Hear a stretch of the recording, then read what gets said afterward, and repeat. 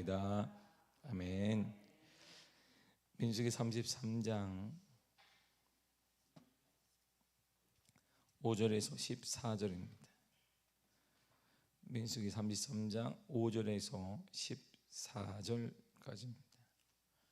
찾았으면 아멘. 다 같이 우리 한 목소리로 읽겠습니다. 시작. 이스라엘 자손이 람셋을 떠나 숫곳에 진을 치고 숫곳을 떠나 광야 끝 에담에 진을 치고 에담을 떠나 바하스본 앞 비아 히로스로 돌아가서 믹돌 앞에 진을 치고 아이롯 앞을 떠나 광야를 바라보고 바다 가운데를 지나 에단 강해로 사흘길을 가며 마라에 진을 치고 마라를 떠나 엘림에 이르니 엘림에는 샘물 12과 종려 70그루가 있으므로 거기에 진을 치고 엘림을 떠나 홍해가에 진을 치고 홍해가를 떠나 신광야에 진을 치고 신광야를 떠나 돛가에 진을 치고 돛가를 떠나 알루스에 진을 치고 알루스를 떠나 르비딤에 진을 쳤는데 거기는 백성이 마실 물이 없었더라. 아멘. 기도하겠습니다. 박선민, 조윤희 되었습니다.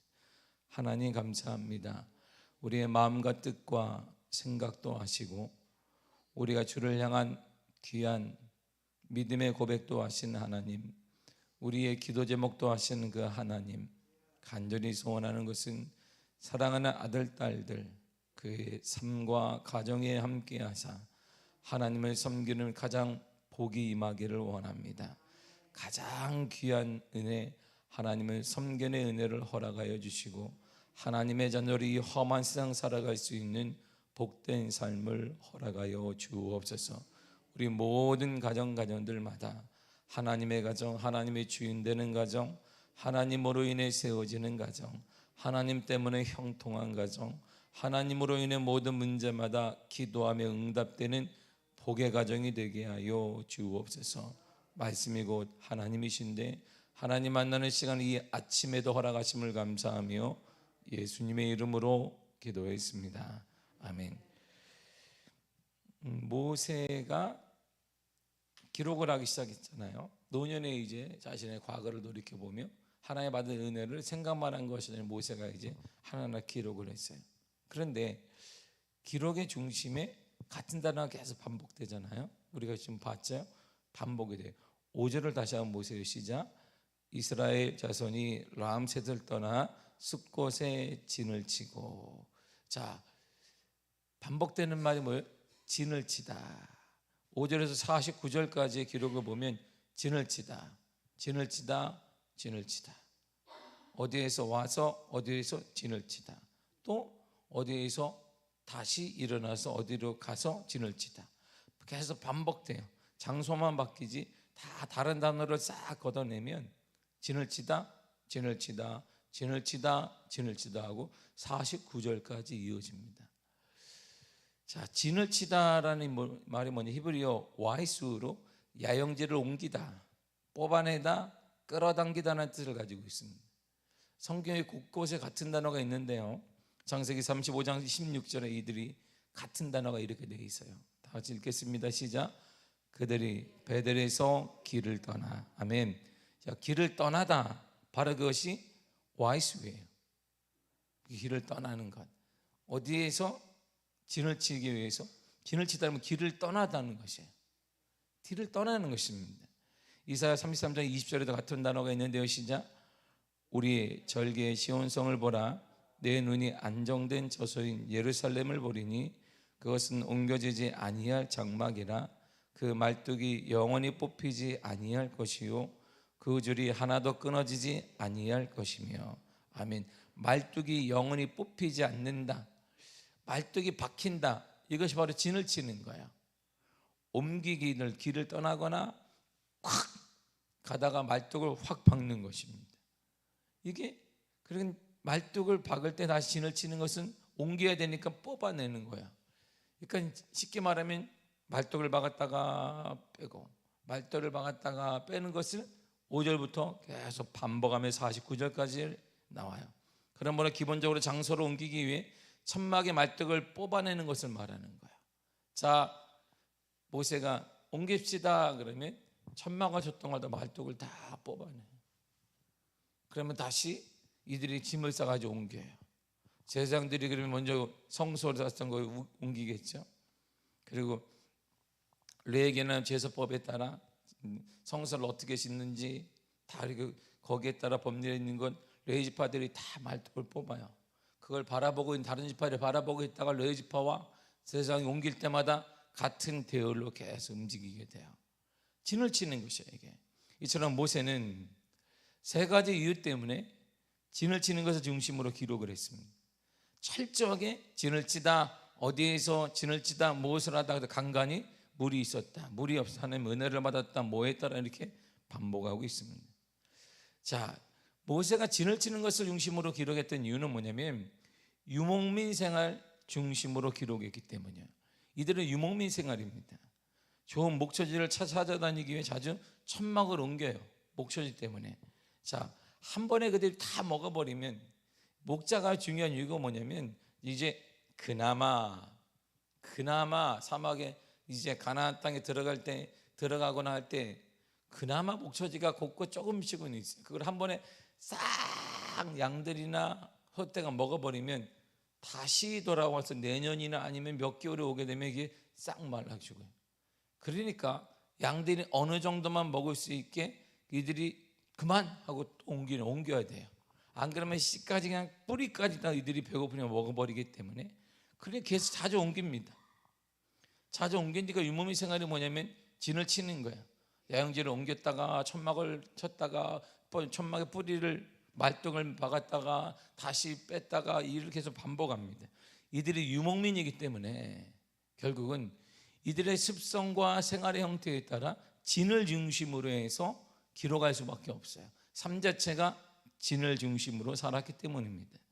두 번째가 뭐냐면 제사, 예배를 중심으로 기록을 한 거예요. 이스라엘 백성들은 출애굽의 광야에서 이동하는 생활을 40년간 했습니다.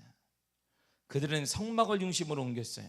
처음에는 그냥 제멋대로 200만명 옮겼어요. 그냥 자 갑시다 하면 가고, 따라오려면 따라가고, 뭐 누구야 그러면 어디 갔니? 200명이 섞여가지고 남자만 60만 명이 넘는데 어디 갔냐 그러면 뭐 찾으러 다니다가 뭐 손들어라 뭐 얼마나 막 도떼기 시장 같았을 거예요. 막 이렇게 누구 없냐, 누구네 셋째 딸 뭐 막 손들어도 손을 다 걷으니까 못 찾았을 거예요.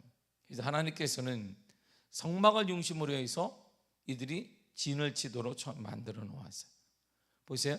진을 친다는 것은 뭐냐면 그들은 성막을 중심으로 해서 진을 치는데 하나님 중심, 교회 중심, 말씀 중심, 예배 중심으로 기록을 했다 이런 말입니다. 그래서 이들은 성막을 딱 치게 된 가장 먼저 한 일이 뭘까요? 누가 먼저 성막을 치는데 레위 지파가 중심으로 진을 쳐요. 가다가 제사장에 가다가 그 당시에 모세가 여기다 그러면 거기다가 진을 쳐요. 이렇게. 그러면 레위 지파가 탁탁 성소를 만들어요. 그러면 그 중심으로 해서 12지파가 포전을 법칙에 따라 하게 됩니다. 거기서 움직이는 거예요. 모든 것이 무엇을 중심으로? 예배 중심, 하나님 중심, 제사 중심, 예배 중심으로 철저히 움직여요. 그러니까 이들은 진을 친다는 것으로만 예배가 시작되는 거예요. 가장 먼저 레위지파가 진을 딱 치기 시작하면 사람들이 제사하러 오기 때문에. 이처럼 진을 치는 걸 중심으로 기록했다는 것은 제사, 예배를 중심으로 기록했다는 것입니다. 이스라엘 12지파는 각 지파별로 진영을 구축했습니다. 각 지파는 가족으로 다시 구분이 되었어요. 이스라엘은 각 지파별로 운영을 했기 때문에 지파에 대한 개념이 매우 강합니다. 자, 누구 지파요? 누구 지파요? 므낫세 지파요? 내가 므낫세예요. 왜? 므낫세 지파끼리 딱 진을 치기 때문에. 그리고 레위 지파를 빼고는 요셉 지파끼리, 유다 지파끼리 진을 치기 때문에 내가 어느 소속인가는 대단히 중요합니다. 하지만 이스라엘이 지파로 구분되어 있었지만 12지파가 전체가 함께 모여 진을 구축하며 그들은 산 거예요. 따로따로지만 전체적으로 볼 때 이들이 함께 움직인 것입니다. 하나님은 이스라엘 백성들이 함께 모여 살기를 원하셨고 성막을 통해 하나가 되기를 원하신 거예요. 모세 시대 때 이스라엘 12지파는 성막을 중심으로 해서 철저하게 진을 구축하며 살았습니다. 민수기가 시작되면서 주님이 모세를 통해 하신 말이 있어요. 민수기 2장 2절이에요. 시작. 이스라엘 자손은 각각 자기의 진영의 군기와 자기 조상의 가문의 기호 곁에 진을 치되 회막을 향하여 사방으로 치라. 아멘. 자, 자기 지파, 자기 조상의 가문을 중심으로 진을 치나. 그런데 뭘 중심으로 해서 회막, 성막을 중심으로 진을 치고 모두가 다 어디를 봐라? 성막을 바라보는. 눈만 뜨면 12지파가 다 성막을 딱 바라보는 것입니다. 자기 전까지 성막을 바라보고 일어나면 다시 성막을 바라보고. 철저하게 이스라엘은 성막 중심이에요. 예배 삶 자체가 예배 중심이에요. 하나님 중심이에요. 철저합니다. 이처럼 모세가 진을 치는 것 중심으로 했다는 것은 예배 중심의 삶을 얘기해요. 하나님 중심의 삶을 통해서 기록하는. 우리도 보세요. 새벽에 나와서 할렐루야. 새벽에 나온 권사님들을 환영합니다. 할렐루야. 집사님도 환영해요. 평신도가 없네. 자, 우리도 보세요. 새벽에 스케줄이 우리 권사님들 나와 있잖아요. 새벽에 탁 나오면 새벽 중심으로 살아요. 우리는 새벽 기도를 하고 집에 가면 잠시 눈도 좀 부셨다가 일어났다가 시작을 해. 항상 패턴이 있어요. 그래서 건강하신 거 할렐루야. 더 건강하시길 바랍니다. 제명대로 사시기를 축복합니다. 응? 자, 우리는 삶 자체가 뭐예요? 예배 중심의 삶이에요. 우리는 딱 수요일날은 오후에하고 구역 예배도 있고 주일날은 있고 스케줄이 딱 나와요. 그 스케줄, 정해진 스케줄 외에 우리는 다른 스케줄 잡아서 어디든가 누구도 만나기도 하고 막 이렇게 한단 말이에요.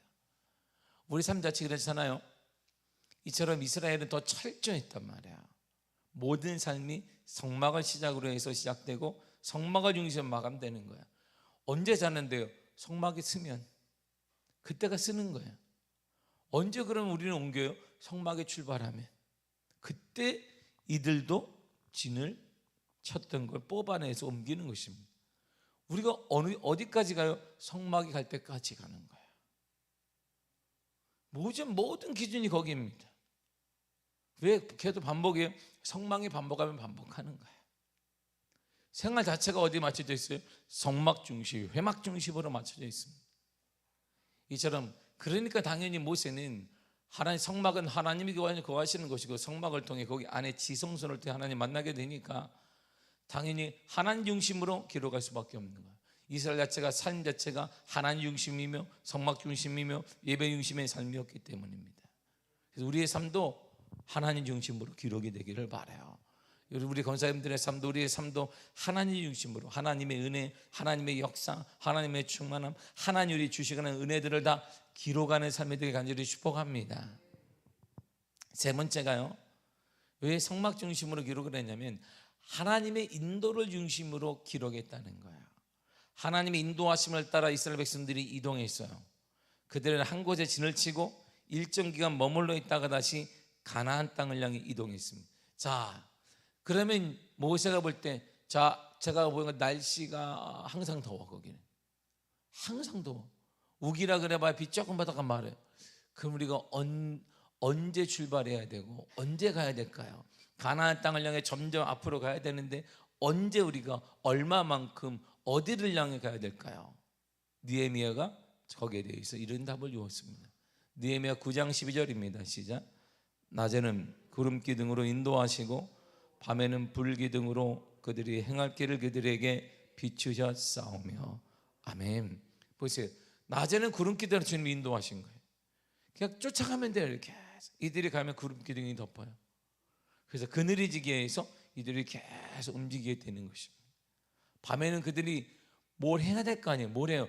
먹기도 해야 되고 모두 해야 되니까 불기둥으로 만들어주세요. 그리고 불기둥 하게 되니까 두 가지 효과가 있잖아요.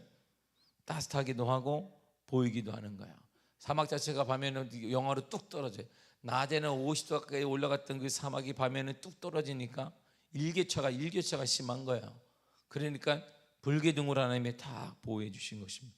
철저히 이들은 하나님의 인도를 받아 40년의 광야 생활을 매일같이 반복했다. 그러니까 하나님의 인도를 중심으로 기록한 거예요. 하나님이 낮에는 구름 기둥으로 밤에는 불 기둥으로 우리의 삶을 인도하셨다는 그 기록을 모세가 계속하여 반복했는데 어느 때까지 40년 동안 기록했다는 거예요. 그리고 어느 때까지 죽을 때까지. 그리고 모세가 곧 죽잖아요. 내 삶이 다 할 때까지 모세는 하나님의 은혜를 기록했어요. 내가 잘난 건 내 업적, 내 무엇이 아니라 하나님이 나에게 주신 은혜, 하나님이 내게 주신 은혜, 하나님이 우리 가정에 주신 은혜, 하나님이 우리에게 주신 은혜를 계속 기록한 거야. 그래서 모세가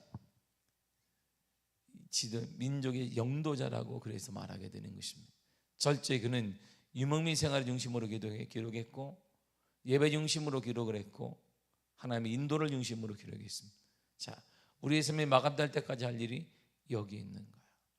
유목민 생활이는 뭐냐면 우리가 유목민이에요. 어차피 우리는요 이 땅에 잠시 살아가는 사람이야. 모세의 기록은 믿음의 사람 그리스도인의 삶의 여정을 보여줍니다. 아, 우리의 삶도 이렇구나, 이걸 보여줘요. 본장에는 애굽의 라암세스를 출발해서 요단강가에 이르기까지 여정이 기록되어 있습니다. 이와 같이 이스라엘의 이동생활은 이 땅에서 나그네 행인이 성도의 신앙생활의 여정을 정확히 보여줍니다. 베드로전서 2장 11절입니다. 시작.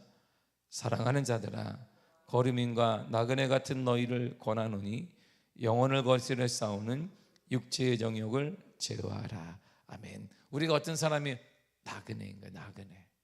우리는 나그네 이렇게 스쳐가는 거예요. 이렇게 스쳐가 100년이에요. 평균 100년이 안 되는 삶을 우리는 살아가요. 스쳐가는 거예요. 어디로 가는데? 영원히 살 것으로 가는 것이죠. 영원한 살 것을 우리가 지금 스쳐가서 가는 거예요. 근데 우리가 착각을 하는 거예요. 여기서 영원히 살 것처럼 우리의 모든 힘, 우리의 모든 물질, 우리의 모든 것들에 다 투자하는 것이지. 근데 그때 주님이 가자 부르시면 아무것도 가진 게 없어요. 그래서 우리가 투자할 그것이 저기입니다. 저기에다 만들고 저기를 아름답게 만들고 내가 영원히 살 그것을 아름답게 만들어야 되는데 내 영적인 영원히 살 그것은 거지처럼 만들어 놓고 이것이 마지막 이것이 여기다 집착하고 이것 때문에 뭐라고 이것 때문에 모든 것을 쏟아부어요.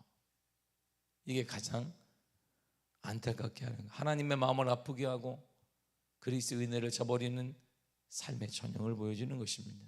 성도는 하늘의 가나안을 향해 이 땅에 잠시 지나가는 생활을 하는 존재예요. 가나안 땅, 제2의 가나안을 향해 가는 것입니다.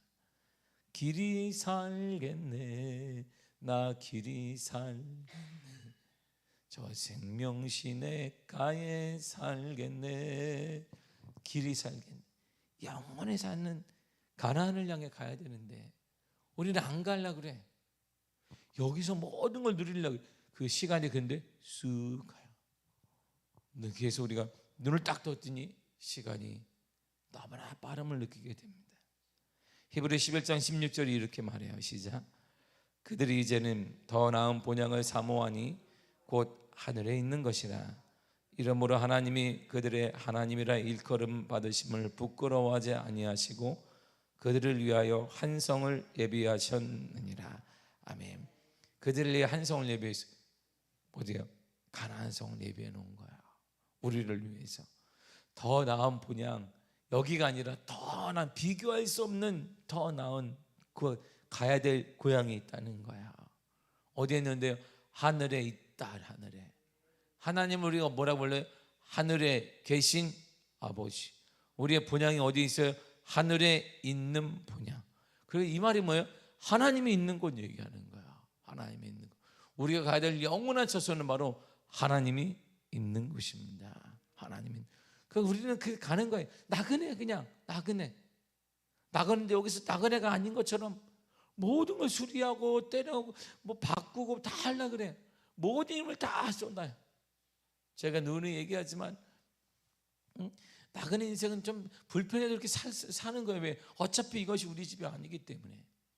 우리가 제주도를 갔다 왔는데 거기다 마음에 안 든다고 호텔을 막 호텔에 커튼도 바꾸고, 우리가 이 잠자리가 별로 안 좋아서 호텔에 침대도 바꾸고, 소파가 별로 안 들어요. 소파도 최고급으로 바꾸고, 이런 어리석은 사람은 아무도 없습니다.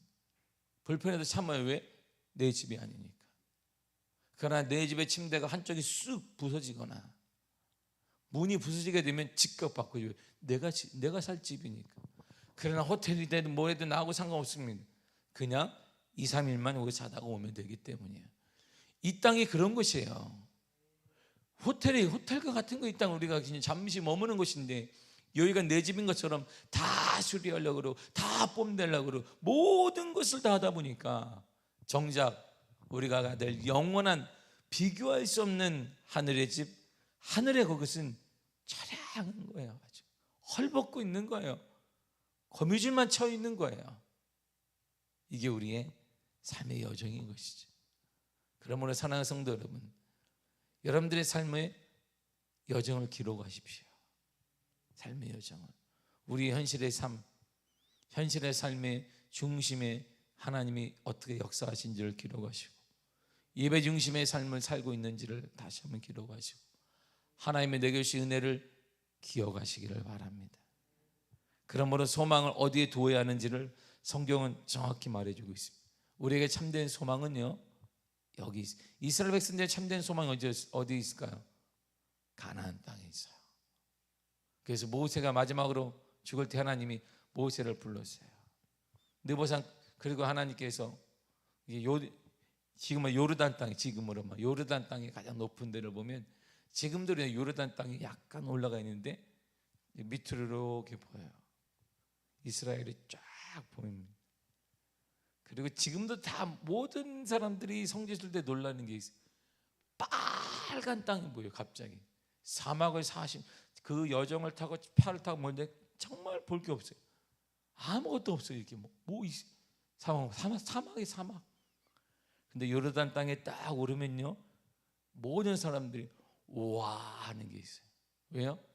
이스라엘이 딱 보이는데 거기가 토양이 빨개. 같은 중동 지방인데 이쪽의 토양이 빨갛습니다. 옥토예요, 옥토. 그리고 각종 작물들이 막 자라고 있어요. 그 땅에. 그걸 본 거야, 하나님이. 모세가 얼마나 감격했을까. 하나님이 40년간 300년이 넘도록 하나님이 이집트의 노예가 되게 하시고 풀어주시고 40년간 광야 생활을 통해 이제 그들이 꿈꿨던 아브라함의 약속하신 가나안 땅을 다 본 거야. 이스라엘 모든 백성들이 참고 때때로 지치더라도 이겨낼 수 있었던 이유는 약속의 땅 가나안에 있기 때문이야. 우리도 마찬가지예요. 이 땅에서 우리가 좀 절제할 수 있고 저를 위해 살아갈 수 있는 유일한 이유는 우리가 가야 될 제2의 가나안이 있기 때문이에요. 그것을 바라보시기를 바랍니다. 우리가 가야 될 것이 거기에요. 참된 소망이 저기에 있습니다. 소망을 어디에 두느냐에 따라 인생이 달라져요. 로마서 15장 12, 13절이 이렇게 말합니다. 시작. 또 이사야가 이르되 이새의 뿌리 곧 열방을 다스리기 위하여 일어나신 이가 있으리니 열방이 그에게 소망을 두리라 하였느니라. 소망의 하나님이 모든 기쁨과 평강을 믿음 안에서 너희에게 충만하게 하사 성령의 능력으로 소망이 넘치게 하시기를 원하노라. 아멘. 자, 소망이 어디에 있어요? 예수 그리스도에게 있는 거야. 소망이 어떤, 하나님을 말할 때 소망의 하나님 이렇게 말해요. 성령님은 뭘 줘요? 소망이 넘치게 했어요.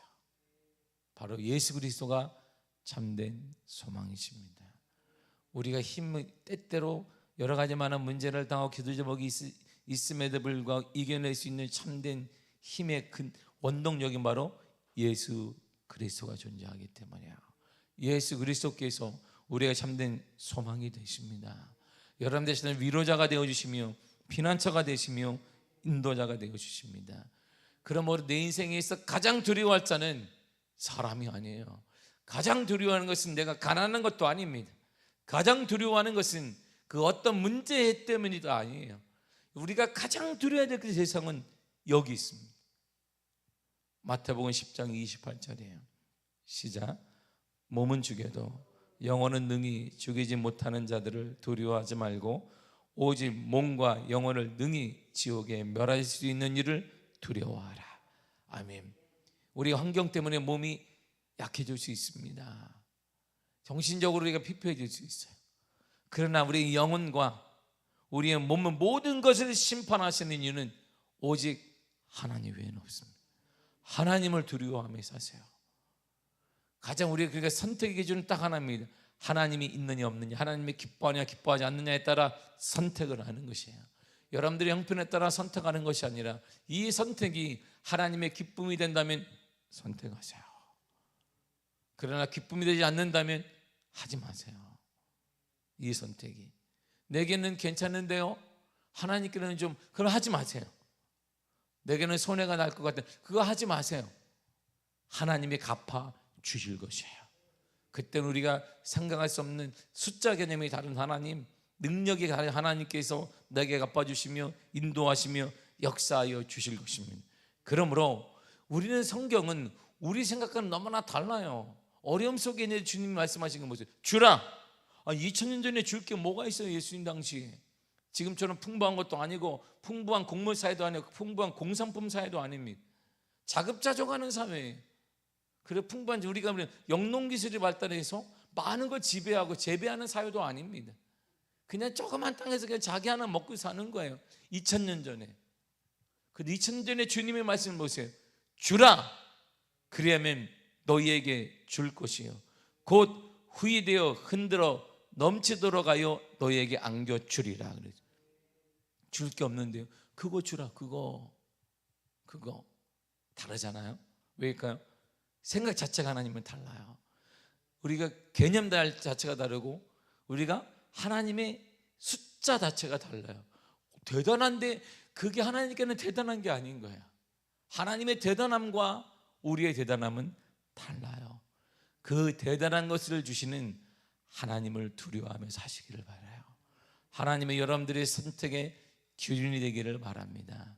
하나님의 기뻐한다면 그걸 선택하세요. 여호수아처럼 나와 내 집은 여호와만을 선택하리라.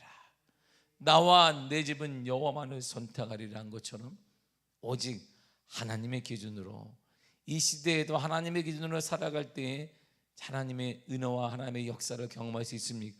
예, 가능합니다. 복잡 다양한 문명사회, 컴퓨터가 지배하는 이러한 사회를 할지라도 하나님의 이 땅의 주인이시기 때문에 여전히 하나님은 우리를 인도하시며 역사하시며 기적을 허락하시며 능력을 허락하여 주실 것입니다. 하나님의 능력을 의지하며 살아가시기를 바랍니다. 예수 그리스도 그분이 여러분들 도와주실 것이에요. 그러므로 기준을 분명히 포기하지 마세요. 영적인 기준, 하나님의 기준을 포기하지 말고 하나님의 기쁨을 따라 선택하며 살아가세요. 그때 우리가 형용할 수 없는 하나님의 은혜가 여러분들의 삶에 임하게 될 줄 믿습니다. 기도하겠습니다. 하나님 감사합니다. 우리에게 은혜 허락하심을 참으로 감사드립니다. 신실하신 하나님, 약속을 이루시는 하나님, 하늘에 계신 하나님, 우리가 이제 하늘에 소망을 두고 살아갑니다. 예수 그리스도에게 소망을 두고 살아가는 우리를 통하여서 지치거나 너무